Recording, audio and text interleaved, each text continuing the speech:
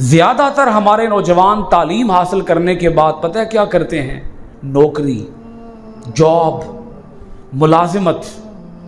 ملازمت کا معنی نوکری ہے جی، آدمی خود مختار نہیں ہوتا اس کے اندر، اور نوکری جب تک کرتے رہیں گے وہ نوکری چلتی رہے گی، آپ کے بچے آئیں گے وہ بھی پھر نوکری ہی کریں گے، جاب ہی کریں گے، ملازمت ہی کریں گے۔ ہمارے اس نوجوان طبقے کو آج جو چیز چاہیے وہ صرف ملازمت ہے، نوکری ہے۔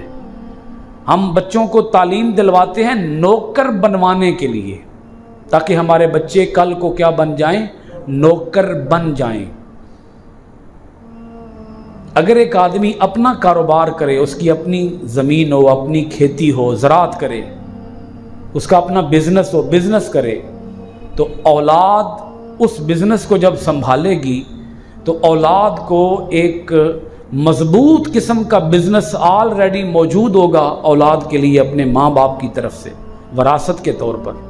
وہ اس کو آگے لے کے چلیں گے، اس کے اندر اور وسعت آئے گی، اس کے اندر اور استحکام آئے گا، اسٹیبلٹی آئے گی۔ ہم کیا کرتے ہیں؟ ملازمت۔ ملازمت کی پکی تنخواہ ہے، سیلری زیرو سے سٹارٹ ہوگا نا، پھر تو جو نوکر ہوگا، نوکر کا بچہ بھی کیا ہوگا؟ نوکر ہوگا۔ جو زمیندار ہوگا اس کا بچہ بھی کیا ہوگا؟ زمیندار ہوگا۔